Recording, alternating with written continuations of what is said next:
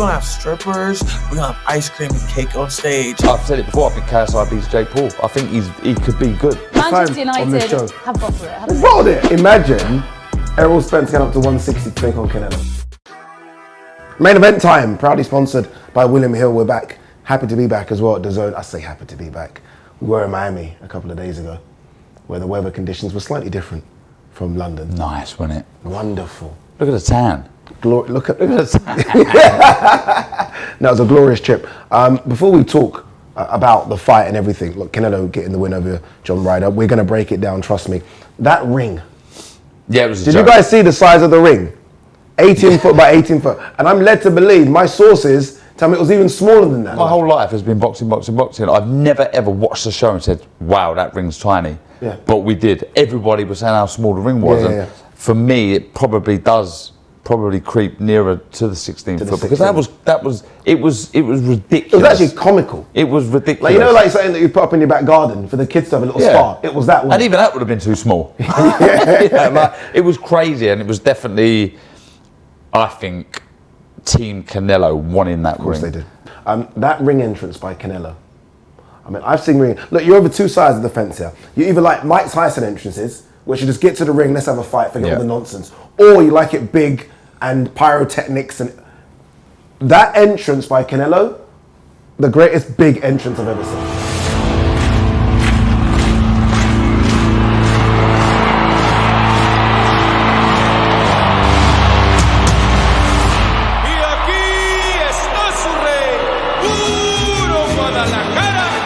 That showed the character of John Ryder because he looked unfazed through all of that, and that was frightening. Yeah. That was the most frightening Canelo ring entrance I've ever seen. Ever. And with that hostile crowd, fair play to I can't give. Like, I've texted John a couple of times just saying, I'm so proud of you, mate. The fact that, look, 5,000 feet above sea level, broken nose, swallowing blood, put down in the fifth, could have stopped then. Easy could have stopped there and no one would have said anything. And could have been proud of yourself. Yeah, absolutely, but continued. Gutsy performance from John Ryder. Let's talk about the main man though, Canelo. Yep. Still undisputed champ, 168 pounds. You graded it a B when we were doing it live, and I don't think it was a B. The reason I say B I think is it was below. I think it was below B. I think it was below B. Right, okay, I'm not saying all of these minuses and pluses. I can't do all of those. Okay. Do you know what I mean? Even But though if you were to be a B minus then. Look, you got to remember, this was John Ryder's, his pinnacle, his ultimate. This was his opportunity to announce himself on the world stage, like shock the world. But Canelo, for me, pretty much, though he took some shots, noticeably the uppercut, a lot of uppercuts slipped in, and no doubt that's why his nose was red and swollen. But he done pretty much everything required, bar the knockout or the stoppage. He dropped John Ryder, who's got a very good chin. It was a competitive, one-sided fight. Yeah. If every round was a 10-9, but there were good 10-9 rounds. Has Canelo slipped? And before you answer, think of, for me, peak Canelo was probably that run, Danny Jacobs, Golovkin 2, maybe the move up to 175 to fight Kovalev. So that's peak. The guy that we saw on Saturday, how far removed is he from that? Not too far, but definitely removed. Yeah. I agree. And, do you know who said that? John Ryder himself. Did he say it? He said it. I thought, fair play. Whenever you watch Canelo now, especially when he's training, it's all one shot, bang, bang. He hits that thing like a heavyweight. Yeah, I mean, early on, Canelo was, blisteringly fast with combinations. He doesn't do that anymore. So he's definitely on the slide. And I say definitely on the slide, slightly on the slide. And I think he needs those big fights. Can I just play random matchmaker in my head? Go on. So this is like the equivalent of Football Manager. Like, in terms of what I think will be the biggest financial fight, will never happen, but just stick with me if you can, guys, please. Canelo's clearly undersized for 168. He is, isn't he? Like, we always thought John Ryder was a small 168. Yeah. John Ryder's bigger than Canelo. So I think Canelo could make 160. Won't do it, but I think he could. Imagine, this is so stupid, but forget it, all right? Go on. Imagine, in terms of big fights. You're not fights. asking for me to come back, Imagine Errol Spence getting up to 160 to take on Canelo. Do you know what, though? Errol's a massive 147. I wouldn't rule one of those scenarios out. I honestly believe, like you, that Errol could fill out to a decent size 160. Yeah, it won't be To a like, you won't look at him and think, oh, he's a bit too small. Yeah. He's taller than Canelo, and I think he'll fill out. And I think at 160, with the fact that Canelo won't really want to push it that far, and certainly if Errol could bring his hand speed up to that fight, I would pick Errol to win that. Why he's gone too far? I won't get that far. Yeah, I'll pick him So to it's not too crazy, is it? No, it's not, because that would be the biggest financial fight that can be made in becomes a bit boxing. of a fantasy world when you're at that level and you're moving up and down in weights. I think that wouldn't surprise me. The only reason I say that is because I look at the options for Canelo, and I know you say every fight Canelo has is a big fight, but he's looking for the Super Bowl fights, like the really massive ones, the ones that do over that million pay-per-view barrier. And apart from Bivol and Benavidez, you start scratching your head like, okay, who's he going to fight? Like, what are the options? He needs those. He needs those fights. Errol versus Canelo in the Cowboy Stadium. I just I just can't. I've got so much respect and admiration for Canelo. I can't tell you, to keep with that amount of money, the accolades, the titles that he's won, to keep doing it, to keep putting yourself through those painful training camps is remarkable. It's remarkable. And we said, like, will it be one day that he just goes in the gym and he starts hitting the bag after pulling up in his Bugatti and just hits the bag and thinks, do you know what? I just don't fancy this anymore. All right, so that's what next for Canelo. Let's quickly touch on John Ryder. What next potentially for him? There's two names, Golovkin and... I think Billy Joe Saunders. And look, so Golovkin is the real big fight. Golovkin, you talk about Canelo slightly being on the slide. Well, look, we know Golovkin is. Can John make 160? None of it. It would be 168, wouldn't it? No, but Golovkin's got a belt at 160. I don't think he goes back to 160. I don't think so. Not at this age. What is he, 41 now? Yeah. I can only imagine having to get that. Well, I couldn't do it. So, like, for him to keep doing that, and I think now he's had a taste at 168, I can't see him dropping back to middleweight. Is that a big fight still in the UK? Like, has Golovkin still got Yeah, that? I do think. I think after the performance John put in against Canelo, it's a big fight. But also, seeing that Billy Joe Saunders has announced his comeback. Billy Joe Saunders can't make 190. You don't think so? He's coming back a cruiser. Honestly, he's so big. Yeah. Like, you talk about Golovkin having to shrink down. I know Billy's a lot younger. He don't come back a light heavy though. He can't be a light heavyweight. So I think the fact that their first fight, John Ryder versus Billy Joe, make 168 still. He would have to. If he's coming back, he has to make it. He can't be 175. He can't. For me, the two names, rightly so, are Golovkin and Billy Joe Saunders. You know, I'm happy for John just because his career has been so up and down. He's lost a couple which I thought he won. Now potentially at 34 have a couple big more paydays. It's a real Rocky story. If you look at it, you know, Rocky loses the first fight to Apollo Creed, but his stock rises.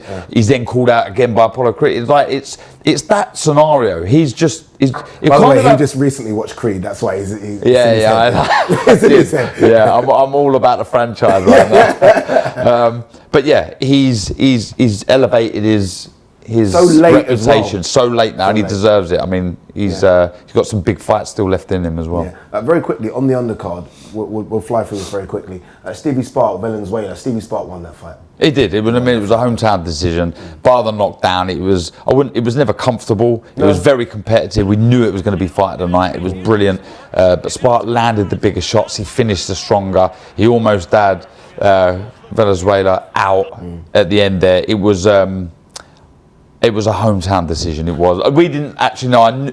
We knew he was from that neck of the woods. We didn't quite understand him from Guadalajara. Yeah. So for me, I'd love to see it again. I think there's got to be replayed. We need to clear up some controversy as well. It was scheduled as a 12 rounder. It was supposed to be for a WBA international title. So because it was scheduled for a 12 rounder, it was foreign judges initially. It then got changed to a 10 rounder, and then it became local judges. So Stevie Sparks' team had put in a complaint because they were told it was going to be international judges. But because it went down to a 10 round, it became local judges. And the local judges were from Guadalajara. That fight has to happen again. It has to, I think any promoter would have that fight on their show. It would be brilliant. And the second fight would be brilliant. You could have a 20-foot ring. Yeah. And it would fight within that. Yeah, exactly. Yeah, indeed. Before we wrap our boxing bit, we have got KSI versus Joe Fournier coming up this weekend, live on DAZN pay-per-view, Misfits 007. I think I'm actually coming out to like some James Bond theme thing. Oh yeah. I don't know. Yeah. The first Black Bond. It's happened. You've asked for that music. No, that's what happened. It's in the contract. Interesting to see KSI versus a boxer, isn't it? Joe Yeah. Fournier's got a record as a professional boxer. And it's weird though, we are seeing these sort of crossover YouTube boxing stars all want to take on a boxer per se. And this is KSI's, I guess, I'm not going to class Luis Pineda as a boxer. This is his first one, really. I think KSI is good. I think I've said it before. I think KSI beats Jake Paul. I think he could be good with the right guidance. I think KSI could be a good fighter. Joe Fournier, I don't know anything about him. I know that he's boxed. He's had 9 fights, 9 wins, 9 KOs. I know, he's fought David A, if you like. I've heard rumours that he punches very hard. That's true. By the way. That's true. Yeah, I've heard that. I've watched the face-off, and he's just completely laughing off KSI. Like he's laughing off KSI like you would. Let's say I'm a 10 and you started at a 0. You're a 7. You're still not a 10. Yeah, but then right. So you're as competitive as I want you to be. And hit you, and you realise, oh wait, he's actually a 14. No, what then? No, nothing, because that's not going to happen. He's a boxer. Yeah. He spent actual ring time with boxers. He sparred with fighters, and when you see that face-off, you can catch on DAZN. He speaks as a fighter would. He's very confident. There's no way you can beat me. I respect you. I rate what you've done, but you're in deep now. All right, don't forget, this Saturday live on DAZN pay-per-view is the big one. KSI versus Joe Fournier. Make sure you tune in. Or, if you're lucky enough to get a ticket, say hello to me on stage. All right, enough boxing chat for now. We are going to talk a bit more boxing because Swarms is going to join us to talk about Misfits 007 this weekend, live on DAZN pay-per-view. Quick plug. But now, the wonderful Alex Aljoe joins us because I don't know what's going on in the Premier League at the moment. Crazy, isn't it? No, perfect word for it. It's crazy. It's impossible to predict what's going to happen in any game. Yeah. Did anyone see Everton beating Of course Brighton? not.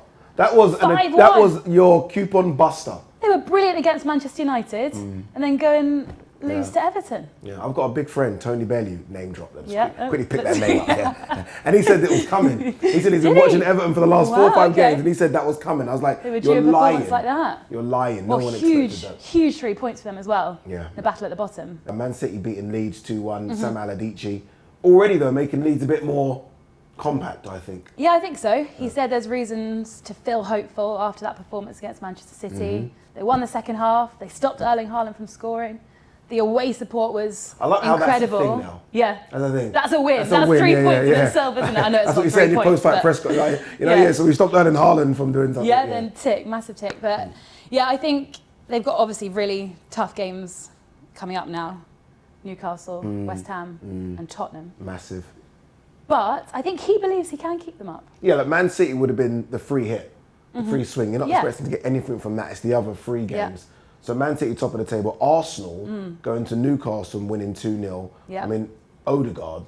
Yeah, and Jorginho's superb. A real statement win from Arsenal at St James's Park. I think the fans are starting to believe the title race is on again. I think they'll look at it and think Man City have got so many games to play, as you say. They're going to have to rest some key players somewhere. Yeah. And then, look, you never know. But at least Arsenal making them honest until, I think, the final day. You think it's going to go to the final day? I think it's going to go to the final day of the season. Yeah? Yeah, I really do. If I'm an Arsenal fan, I'm so upset. Like, so you can do that to Newcastle away, but at West Ham and Southampton, your pants. Can we talk about Liverpool potentially making top 4, by the way? About Liverpool? Oh, really? Can we talk about Liverpool for the first Manchester time on this show? United have bottled it, haven't they? They bottled it. Liverpool are going to make top 4. Don't know how, but we're going to do it. Man United have decided we can't do this anymore. We can't keep this up. Wout Weghorst is not a striker. No. Marcus Rashford, Ballon d'Or winner, stopped scoring. They just look exhausted as well. They've had so many games this season. I know it's not an excuse. I know they're Premier League footballers. Well, that's what they've been saying, and I think you can see it on the pitch. They look tired. Yeah. Those players look tired. Pep comes out and says his City players are tired. They don't look tired. No. But the Manchester United players actually do look tired. They don't have the squad depth, do they? No, it's not the same. You look at that City bench. They haven't got the squad depth. City have 2 world-class starting 11s, don't they? Yeah, you're right. And as I say, Man United have Wout Weghorst. I do want to touch on the Premier League. Look, City probably going to win the league, right? That'd be 5 out of the last 6. We always talk about how competitive the league is. 5 out of the last 6. Is this turning into a Bundesliga? Is it turning into the French league? Is it a bit like that, where we know who's going to win now every single season? I think no, because I think title race. We still have a title race. Yeah. It's not like looking at La Liga, Barcelona, 14 points clear, Bundesliga, as you say. And also in the Premier League this season, I really do believe that ahead of any game, we don't know what's going to happen. Look, Brentford won away at Manchester City this season. We've just spoken about Everton's win against Brighton. You can't predict Premier League games. We've seen 9-0 victory. We've seen 7-0, 6-2, 5-3 yesterday. We've seen brilliant games. I know you're talking about Manchester City and them being on a different level, but I think teams around them are constantly improving. Quick one on Haaland, 51 goals this season. Do you think he's going to break the time of recording? At the time of recording this, you're right. Will he get 60? So 9 to go. 9 to go. Yes. It's crazy, isn't it? Pep will rest him for a couple, that's the problem. Yeah. Do you think? Yeah, he will. You have to. But then he needs to do this now season after season if we're going to talk about him up there with these Premier League greats. Yeah, I mean, Premier League greats. They're talking about him up there with Ronaldo and Messi. Yeah. Who did that every single season for 15 years. Season. 15 years of that. Did you see what Jack Grealish said the other day? What did he say? He was like, if Erling sees the way I live my life, you know, sometimes what I do, he would just be absolutely like mortified and so shocked because Erling looks after himself. He's a machine, isn't he? You know, on and off the pitch. It's not just a chance that he's No. He takes his top off after the game. Yeah, that says everything, doesn't it? It's yeah, and he makes sure he does it. Whereas Jack likes a night out, doesn't he? Jack keeps his top on. A couple of beers for the weekend. Yeah, indeed. Which Lives is his life. Live your life. He's had a great season, hasn't he? Well, if I was on 200 grand a week. Yeah. Enjoy yourself. Yeah, let's cut that. Yeah. All right, it was supposed to be Swarms, but this for me is the upgrade. This is the main man on the card for me. This is Anthony Pretty Boy Taylor. I'm not joking at it. I'm not just saying this because you're with me. This is the fight that everyone's been talking about. Anthony Taylor versus Salt Papi. When it was announced, I was like, they must have made a mistake. Why are they doing this? Why would they put these two in with each other? Anthony joins us now. You're looking good. You're looking in shape already. You're ready to go. Hey, thank you, man. I look good. I smell good. I am the good. How easy was it to make this fight? Because look, everyone says no one wants to fight Salt Papi, but there's also the element of no one wants to fight you either. How easy was it to make? It was definitely roadblocks coming into this because there was a lot of stuff that Salt wanted that I had no choice but to agree on. If he wanted at 185, okay, no problem. He wanted 3-minute rounds. I said, okay, no problem. If I would have said no to any of those, fights would never happen. I had to agree to all terms. Salt Papi is a game opponent, but I'm a game opponent too. Like, this is my easiest fight. When you think about all the fights I've had, Tommy Fury, Idris Virgo, Ashley Tebby, Jack Fincham, you would ideally think, oh, that's an easy fight. Compared to the fights he's fought in the past, that should be a cake in the park. Now, you know, it's funny you say that, actually, because you compare your resume to Salt Papi's. I mean, your resume is far too big. Like, it's light and day. So we don't really know how good Salt Papi is. I think he's good. Everyone talks that he's good, but he's never fought an Anthony Pretty Boy Taylor. And that's the thing. I think is Papi. I know is Anthony Taylor. I think Salt Papi is good. I know Anthony Taylor is good. You know, I'm not no stepping stone for nobody. I'm not a journeyman. I've only been boxing for a little over a year and a half. These guys been doing it a lot longer. I'm just coming from the MMA scene as a wrestler. I'm not known as a striker. I was a wrestler. I feel like I'm going to take this victory and I'm going to sell off to the win. Who knows? Maybe I fight Slim next. Maybe I fight a Logan Paul at the end of the year. Right, you've got so many options. I want to talk about the contentious decision here, the 3 to 4 rounds or the 4 to 3 rounds. Why? Yeah. Because we wanted it as a 4-rounder. Everyone was screaming for 4 rounds. It's 3 rounds instead. Why is this happening? Well, I wanted 6 rounds. Damn. But Saltdom says, hey, he can't make the weight and the money is not right. So we want to do 3 rounds. If I said no to any of those demands, the fight would never happen. You know, in a way, though, because it is only 3 rounds, does that mean you can go, like, pardon my French here, but balls to wall for 3 rounds? That means you can go hard for all 3. Oh, absolutely. I was going to do that either way if it was 6 to 8 rounds. I have no game plan. I'm going to walk right through his punches like Mike Tyson. I'm going to walk right up to him like Idris Virgo. I'm not a boxer. I'm a fighter. This is not a boxing match. This is a dog fight. And this is what I'm good at, making things turn into a dogfight. You know, you're obviously one of the biggest names in this scene, without a shadow of a doubt. Top 5 easily. You Thank fought you. some of the biggest names as well. You fought Tommy Fury, massive name. Salt Pappy, massive name. If you win, I've got to say if, Anthony, if you win on Saturday, who do you want next? Slim. Why Slim? What is it about you and Slim? Where's the beef come from between you and Slim? Slim agreed to fight me if I beat Salt next. Oh, okay. So, it has to be a headliner. That can't be no co-main. That has to be you guys headlining. In Germany. We're talking about doing it in Germany. All right, give me some predictions for the card. Obviously, the big one, KSI, Joe Fournier. Talk to me. What are you thinking? Joe bought his wins. I mean, Joe ain't fought nobody. He hasn't fought nobody with great. I felt like he should have fought Tyron Woodley, and the winner should have got KSI. That would have made an interesting matchup right there. KSI's been more active. He's been training longer than Joe. When I say training longer, he's been in the gym longer preparing for his fights. Plus, obviously, Logan has fought 3 times already, so he's been nonstop training. Apart as Joe, who's just now getting his sea legs back, it's not going to be enough. Your ring rust is still there. You haven't fought in 2.5 years. I'm going with KSI by a split decision. Oh, okay. So you think it's going to be close, though? Okay. It's going to be a close fight. Joe's not going to just lay down, but it's going to be a close fight. Okay. Deji versus Swarms, a fight I never, ever thought I would see in the crossover scene. I have no idea how this is going to play out. Deji coming off that Floyd loss, but looked good against Fuzi. We saw Swarms against Ryan Taylor. What are you picking? Looking at Swarms, who's fought recently against Ryan Taylor, a tough foe, and beat him. You look at Swarms. Ever since he's lost and got embarrassed to KSI, he's been on a track for revenge. The guy's been in the gym. He's been putting in the work nonstop. Now, Deji, on the other hand, we see how he's improved. We see that his game is elevated to a whole nother level of boxing. I think that's going to be a split decision, Deji. Oh, okay. I like it. I think I might agree with you. You know what? Wait, you can't just change your mind. You can't just change your mind. What? Split decision, Swarms. Well, yeah, you just change your mind in 2 seconds. How's that just happened? Hey, I'm just figuring out the height. Swarm knows how to move around. Okay. When I saw you in New Orleans, final point, I wanted to go and train. When I saw you in New Orleans, you told me that you're going to come out to something crazy, ring entrance. Is that still going to happen? Remember what you told me? There's a certain wrestler that you're going to... What? Are you? Why not? I just couldn't do it. I got something better, bigger, better than and better. Warrior. Yeah, We're talking about girls. We're talking about superstars. This is what's going to elevate me to superstar status. I'm going to be in Misfits God mode.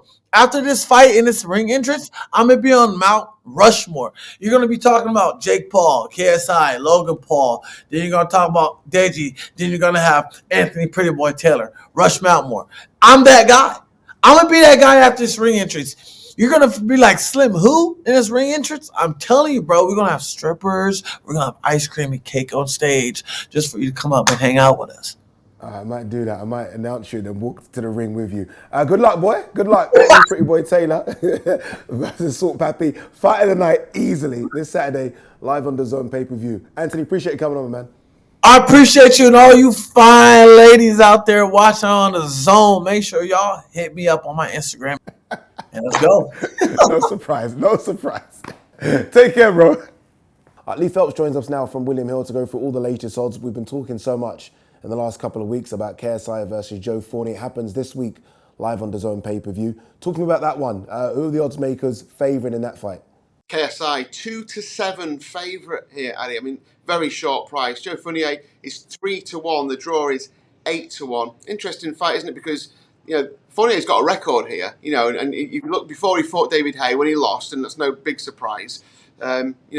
It stopped everyone he fought, basically. So this is a big test, I think, for KSI. But we know KSI can bang a little bit as well, don't we? Yeah, he's got the punch power. Are there any specials on it? Like KSI to get a knockout, Fournier to go points, or anything? Any specials going? Well, KSI to win by stoppage is even money. Probably not the biggest price in the world. People might be thinking, I wanted a bit more than that. By decision is 9-4. If you think Fournier can stop KSI, it's 5-1. Ooh. And Fournier by decision is 8-1. William Hill's actually got a top price guarantee on the round betting. It looks like the perfect fight for that, where you pick your round and it's the best price you'll get. So, you check the T's and C's on that. But this looks like one of those fights where someone is going to get stopped.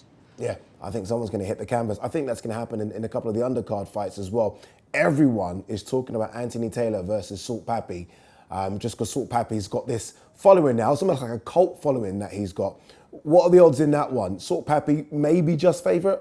I'm really looking forward to this one. 10 to 11, Salt Papi, just a touch of odds on.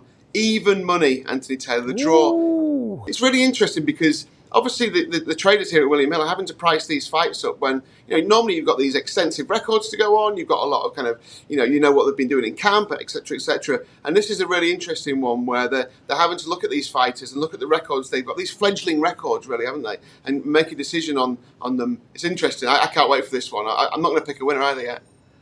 Also on the card is Deji versus Swarms. And for those of you who don't know, Deji is KSI's younger brother, recently fought Floyd Mayweather. Swarms has fought KSI as well, so obviously the little story there. What are they going for this one? Deji, slight favourite over Swarms? Big favourite. 1 to 4.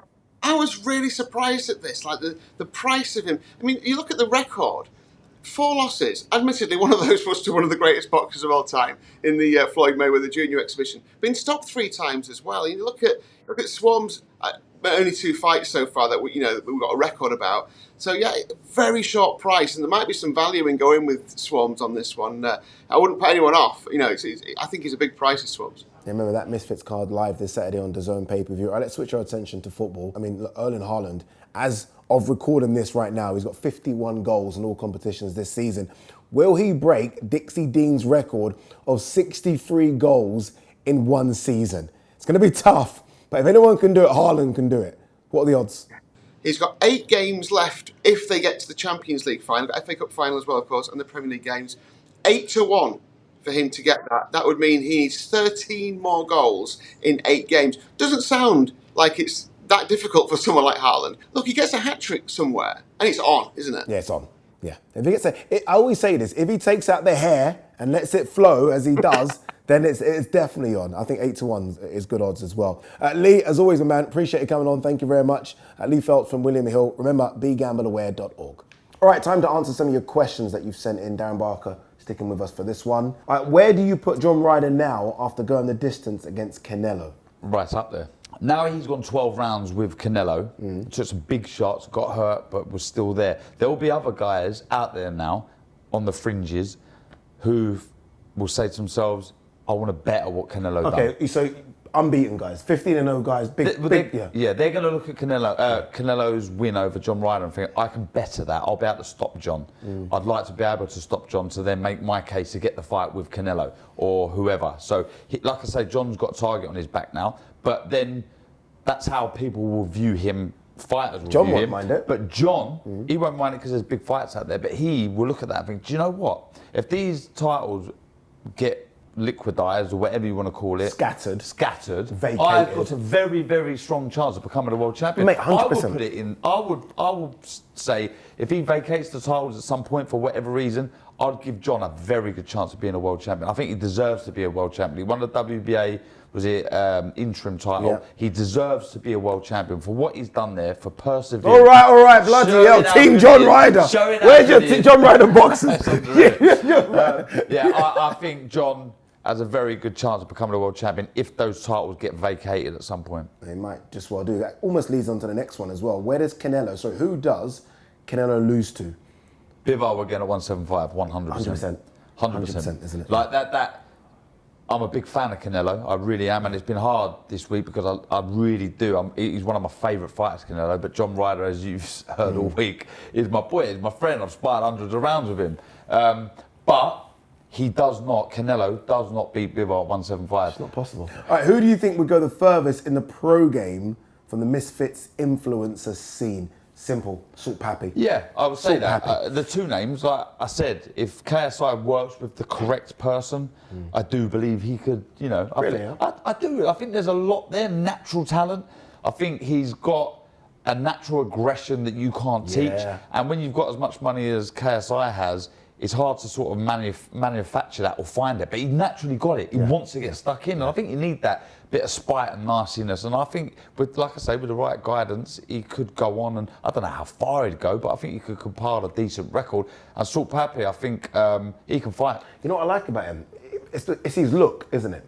Like KSI is ripped, he's in shape. Yeah, He's got yeah, all the yeah. abs, got all the delts and triceps and biceps. Salt Papi doesn't. Yeah. I mean, he's got the Andy Ruiz look about Yeah. him.